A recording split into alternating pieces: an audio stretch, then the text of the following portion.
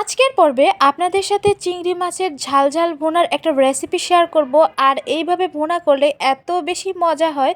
So hey everyone, আসসালামু আলাইকুম, this is Israt from Israt Shahs lifestyle. আমি ওয়েলকাম করছি ছোট্ট একটা কুকিং ভিডিওতে। আর এইভাবে যদি চিংড়ি মাছ ভুনা করে কাউকে খাওয়ান, একদম এই রেসিপির প্রেমে পড়ে যাবে। তো প্রথমত এখানে আমি 5 পিস চিংড়ি মাছ নিয়েছি, একটু বড় সাইজে নিয়ে এখানে কিছুটা লবণ আর হলুদ দিয়ে ম্যারিনেশন করে নিচ্ছি। আর প্রথমত এই চিংড়ি মাছটা খুব সুন্দরভাবে আমি ভেজে নিব, তারপর রান্না করব, যার কারণে আগে ভাগে আমি ম্যারিনেশনটা সেরে নিচ্ছি। তারপর চুলায় একটা কড়াই বসিয়ে দিয়েছি, এখানে সয়াবিন তেল ব্যবহার করছি, আপনারা চাইলে এখানে সরিষার তেলও ব্যবহার করতে পারেন। দিয়ে এখন চিংড়ি মাছগুলো একটা একটা করে ভেজে নিব। আর খুব বেশি ভাজা যাবে না, তাহলে কিন্তু একদম ড্রাই হয়ে যাবে, শক্ত হয়ে যাবে চিংড়ি মাছ। জাস্ট কালারটা চেঞ্জ করে নেবেন চিংড়ি মাছের, ওইভাবেই ভেজে নেবেন। তো এখানে এই পর্যায়ে ভাজা হয়ে গেছে, এখন আমি একটা একটা করে তুলে নেব। আর এই রেসিপিতে কিন্তু আপনারা ছোট চিংড়ি মাছগুলো ভুনা করে খেতে পারেন, ছোট চিংড়ি মাছও খেতে ভালো লাগবে। একই রেসিপিতে বড় মাছও করা যাবে, ছোট মাছও করা যাবে।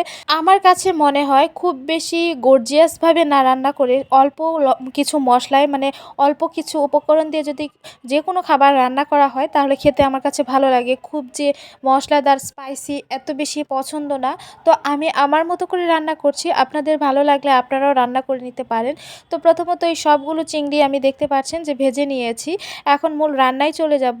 এখন যে কড়াইটা বসানো আছে সেটাতে আরও অল্প পরিমাণ কিছু তেল দিয়ে এখানে আস্ত জিরা দিয়ে দিচ্ছি। আর এখানে দিয়ে দিয়েছি পেঁয়াজ কুচি, পেঁয়াজ কুচির পরিমাণটা একটু বাড়িয়ে দিবেন। তারপরে এখানে কিছু গরম মশলা, তেজপাতা, এলাচ, দারুচিনি, লবঙ্গ দিয়ে দিয়েছি। এখন এটা খুব সুন্দরভাবে ভেজে নিতে হবে, একদম ব্রাউন কালার করে ভেজে নিতে হবে। এখানে কয়েকটা আমি কাঁচামরিচ দিয়েছি, আপনারা ঝালটা যদি বাড়িয়ে খেতে চান আর একটু বাড়িয়ে দিবেন। তারপর এখানে বাটা মশলা ব্যবহার করছি, এখানে আদা, রসুন, পেঁয়াজ আর জিরা একসঙ্গে বাটা ছিল, সেটা আমি এখানে দিয়ে দিয়েছি। সবগুলো বাটা মশলা আমি পরিমাণ মতো দিয়ে তারপরে বেটে নিয়েছি। তো মশলাটা কিছুক্ষণ ভেজে নেওয়ার পর এখানে আমি দিয়ে দিয়েছি টমেটো কুচি। আর অবশ্যই টমেটো কুচিটা দিবেন, তাহলে খেতে কিন্তু খুবই ভালো লাগবে। আর তারপর কিছুক্ষণ ভেজে নেওয়ার পর এখানে আমি পানি দিয়ে দিয়েছি। পানি দেওয়ার পর একে একে হলুদের গুঁড়া, মরিচের গুঁড়া আর দিয়ে দিয়েছি লবণ।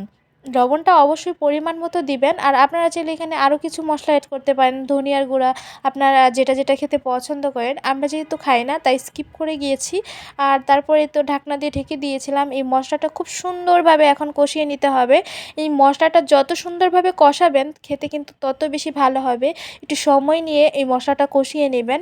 তো কষানো হয়ে গেলে এখানে আমি ভাজা চিংড়ি মাছগুলো দিয়ে দিচ্ছি, দিয়ে এখন আবারও হালকা একটু নেড়ে ছেড়ে নেব।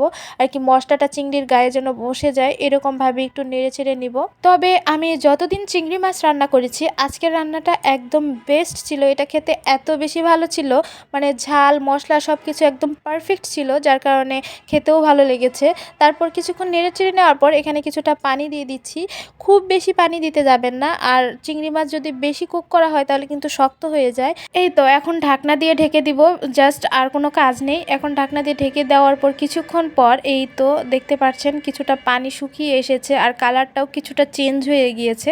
আপনারা ঝোল কী পরিমাণে খাবেন সেই পরিমাণে এই ঝোলটা রাখতে পারেন। তো আমি আরও কিছুটা ঝোল শুকিয়ে নিব, তার কারণে আমি আবারও ঢাকনা দিয়ে ঢেকে দিয়েছি। কিছুক্ষণ পর আবারও ঢাকনা দিয়ে ঢেকে দিয়েছিলাম। তো এই পর্যায়ে আমার চিংড়ি মাছ রান্নাটা একদমই রেডি। দেখেই বুঝতে পারছেন যে কতটা লোভনীয় হয়েছে। আসলে আজকের চিংড়ি মাছ ভুনাটা একদম বেস্ট হয়েছিল। এই রেসিপি ফলো করে আপনারাও বানাতে পারেন। আজ এই পর্যন্ত, সবাই ভালো থাকবেন, আল্লাহ হাফেজ।